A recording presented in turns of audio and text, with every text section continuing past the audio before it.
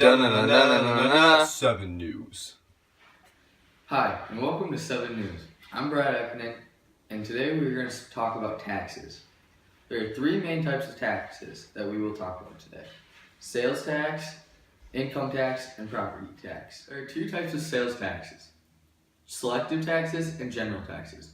General taxes include most goods. Selective taxes include certain commodities like tobacco, alcohol, and gas. Sales taxes are a major source of revenue for the states. And now to Kyle. Thanks, Brad. Now we're going to get to our second type of tax, the income tax. Income taxes are levied on individual and corporate incomes. There's two types, state and federal income taxes. They can both come from payroll, pensions, child support, and other things. It's a progressive tax. The more you earn, the higher the tax. In conclusion, all of the money received from these taxes is a source of revenue for the federal government. Back to you, Brad. Thank you, Kyle, for teaching us about income taxes.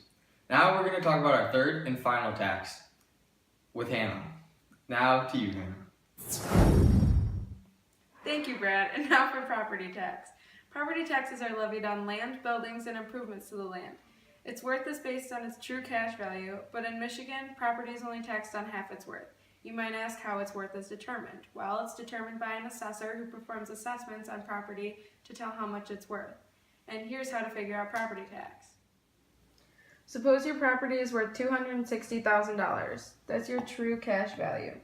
If you divide that by 2, because Michigan only taxes on half your property worth, it's $130,000, which is your state equalized value. We take off the 3 zeros on the 130,000 because 1 mil is worth $1,000. So you multiply it by 130,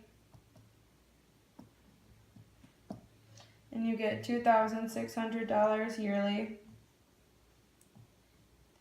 Divide that number by 12 to get your monthly value, and it's $216.67 a month. Now joining me in this segment is Kyle Luce. All in all, these taxes wouldn't be enforced properly without some sort of legal documentation. First is Adam Smith's Wealth of Nations, which states that all citizens must participate in paying taxes based on your ability to pay. They must be paid at a convenient time, they must be certain and not arbitrary, and the government can't take more than what is needed.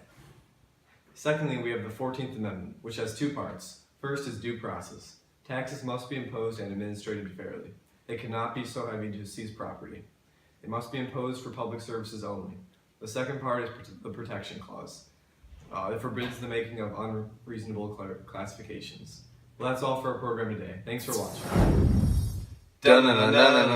7 News.